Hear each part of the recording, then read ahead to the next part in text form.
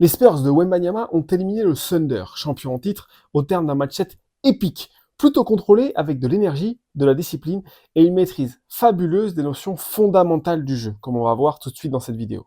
Plutôt mérité au terme de la série, où on voit qu'ils ont été meilleurs au pourcentage à 2 points, au rebond offensif, au contre, aux transitions et au lancer franc, perdant seulement plus de ballons que l'adversaire en moyenne. Mais pour une fois, c'est l'adresse à 3 points qui leur a permis de s'imposer, notamment avec une série vertigineuse en quatrième quart-temps.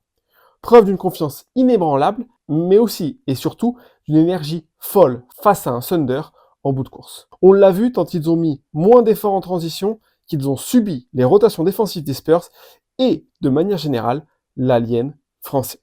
Alors, allons tout de suite voir les clés de ce match 7. Le premier élément, c'est l'agressivité de tout instant des Spurs. Ils ont attaqué sans relâche la défense des Thunder. À chaque fois qu'ils ont récupéré le ballon, ils se sont jetés. Là, on a l'impression qu'il y a un 2 contre 3, donc c'est une situation difficile. On pourrait reculer, c'est pas le style de la maison, on attaque fort. Et regardez comment les joueurs des Spurs les battent dans le coin, au rebond, partout. Et ils les ont battus dans tous les domaines. Là aussi, pareil, 2 contre 3, mais le Thunder ne vient pas fermer les espaces assez. On verra que les Spurs ont réussi à le faire, eux, face au Thunder. Donc, ça génère de lancers francs. Même après des paniers marqués, on relance vite le ballon. Et puis, il y a des situations où on vient pas faire le mur dont on vient de parler. Il y a beaucoup d'espace 1 contre 1 en étant lancé. Quand on est inarrêtable comme Castle ici, on va jouer le défenseur qui recule. C'est impossible de nous arrêter. Il faut venir fermer les espaces. Si on laisse les espaces ouverts, c'est beaucoup trop facile d'aller au cercle, de pénétrer et de pouvoir scorer.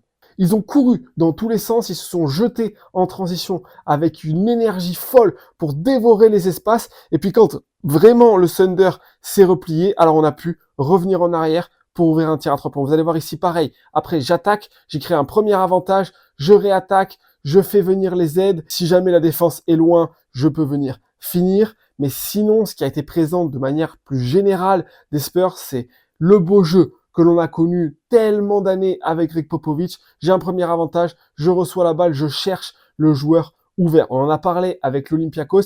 Comment développer ce jeu dans la formation et comment défendre sur ça.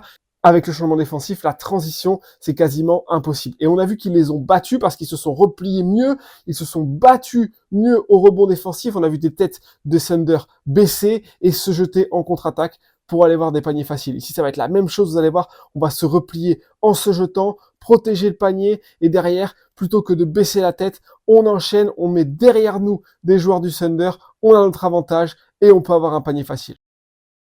Donc ils leur ont fait très très mal en transition, mais également en transition défensive, parce qu'ils sont venus construire un mur collectif, même si on peut difficilement ne pas mettre cette image de Luke Kornet, qui est peut-être l'action la plus importante du match, ce contre à -6. Vous allez voir pareil ici, Wembanyama qui se jette pour pouvoir venir faire le contest sur le tir à 3 points. De manière générale, à chaque fois qu'il y a eu une transition, là on a la sensation qu'il y a un 2 contre 2 en courant, mais les Spurs, ils ont battu en effort le Thunder. Vous voyez qu'ils se replient tous et surtout ils viennent fermer les espaces, mais on se retrouve à 2 contre 5 et du coup on n'enchaîne pas. Ici pareil, vous allez voir les Spurs qui se jettent, qui courent pour venir couvrir et du coup le Thunder joue une possession arrêtée. Et on sait à quel point jouer une possession arrêtée, c'est beaucoup moins efficace qu'une transition.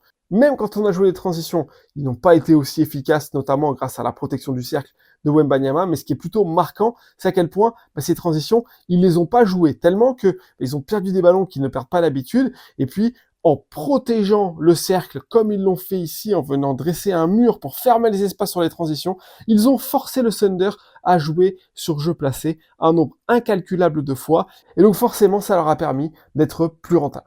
Puis quand le Thunder a joué sur jeu placé, ils se sont cassés les dents sur un système de rotation défensif exceptionnel. On avait vu déjà dans la première vidéo qu'on avait faite sur le match 1 à quel point le Thunder avait voulu attaquer avec beaucoup d'espace sur la main gauche de Shai. Les Spurs se sont adaptés en mettant Wembanyama plus bas. Pour le coup, on le fait attaquer, donc il y a de l'aide, le ballon ressort, tout le monde est entre deux, et ensuite on vient se rejeter, réattaquer, on le renvoie vers Wembanyama, et on avait déjà vu Dylan Harper entre les deux, qui peut se rejeter, et on le renvoie toujours essayer de faire des petits tirs par-dessus Victor Wembanyama. Et le Thunder a essayé constamment d'attaquer sur ces principes de spacing-là. Je feinte, vous voyez qu'à l'opposé, je suis fort dans l'aide, donc le Thunder va vouloir faire passer passer encore pour pouvoir attaquer dans le close-out. Je viens le refaire driver. J'ai Wembanyama qui vient. Tous les autres rentrent. Vous voyez Castle qui vient tamponner ici Hartenstein pour l'empêcher de recevoir le ballon. Et ça ferme tous les espaces. Ils ont eu vraiment beaucoup de mal à trouver des situations facilitantes. Le seul qui a réussi à scorer, c'est Shai. Mais quand ils sont venus aider très fort, ils ont répété ce schéma de passer la balle dans le coin, réattaquer, essayer de faire un flotteur ou un tir après dribble par-dessus Wembanyama. Mais ça n'a pas du tout marché. Puis on a même été dans des situations où juste avec les rotations, ils ont complètement coupé les timings de l'attaque du Thunder, avec énormément d'énergie. Et le meilleur exemple de cela, c'est cette dernière action à +6 où ils perdent le ballon. Vous allez voir une succession de close-out magnifiques faits les uns à la suite des autres par les Spurs avec le Thunder qui ne trouve absolument aucune solution. Et on a toujours l'impression qu'ils sont derrière les Spurs. Ils se battent. Ils sont 4 au rebond. Ils ont du mal face à Castle. Et puis la faute intelligente de De'Aaron Fox. Alors, on a beaucoup entendu parler également du non-match de Chet Holmgren, mais on voulait rendre à César, en l'occurrence à Wemby, ce qui est à Wemby. Parce que Chet, il a commencé le match avec beaucoup de situations pour lui. La première action, ici, même si ça a fait voler des mains par Devin Vassell, on va revoir le spacing dont on a parlé tout à l'heure. J'attaque, je renverse, je récupère pour Holmgren qui vient attaquer, qui avait mis un panier très tôt. Il a été plutôt agressif, mais le problème, c'est qu'il a été en difficulté pour finir par-dessus Wembanyama. Il a raté un tir ici, il a fait une bonne coupe avec 1-0 sur 2 au lancer. Et donc, il s'est sorti tout seul du match. Vous voyez ici, il coupe sans regarder le ballon. Ça génère un ballon perdu. Là, encore une fois, il va prendre. Et il y a Victor qui est face à lui. Il pourrait essayer de prendre le contact, essayer de finir. Il sait qu'il n'a aucune chance. Donc, il prend le ballon direct pour ressortir à un joueur complètement tout seul. C'est pas une action négative. C'est pas parce qu'on prend moins de tirs qu'on est forcément moins tranchant, qu'on fait des mauvaises décisions, mais c'est toujours pareil. Vous voyez, il y a Wembanyama qui traîne partout, et donc,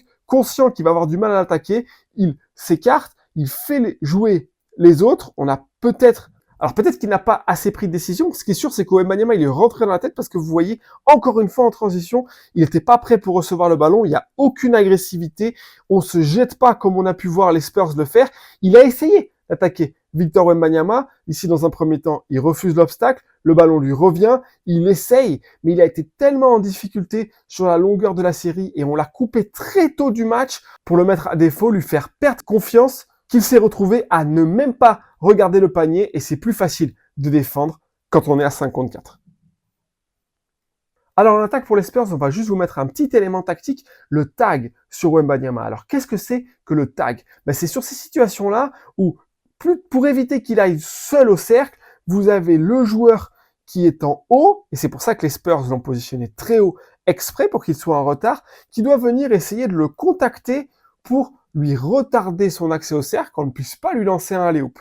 Le risque de ça quand le joueur est très haut, c'est qu'on le fait un peu tard, on doit couvrir beaucoup d'espace et on laisse le tir à 3 points. Vous allez voir, même chose ici, un tag très haut, en l'occurrence, il se jette un peu avec un peu de flopping. Ils en ont parfois un peu abusé le Thunder sur un match-set avec autant d'enjeux. C'était sûr qu'ils allaient laisser un peu plus jouer les arbitres. Et puis, il y a des alignements où on peut pas taguer, comme c'est le cas ici. Donc, le joueur à l'opposé, il est très loin. Il doit rentrer très fort pour empêcher le alley-oop, ce qui laisse un tir ouvert à l'opposé.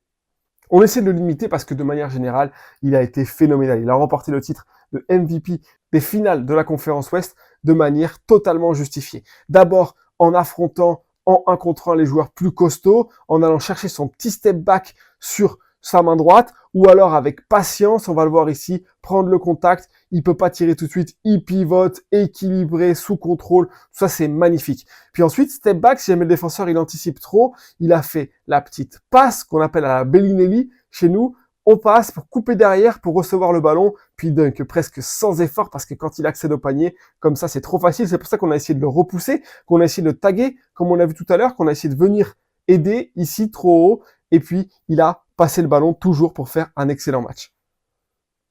Mais ce qui a fait vraiment la différence, et on l'a mentionné dans l'introduction, c'est le tir à 3 points. Le Thunder, il a pris une rafale de tirs à 3 points dans le 4e quart-temps, alors que le match était plutôt serré. C'est Keldon Johnson qui a lancé la dynamique des Spurs avec 2 tirs à 3 points magnifiques. Puis ça a lancé une sorte d'énergie, de momentum collectif. On a vu cette puissance collective des Spurs de ne jamais douter. De'Aaron Fox qui met un gros tir. Ici, Victor Wembanyama qui demande à tout le monde de s'écarter, qui va chercher un step back à gauche qui met un gros tir.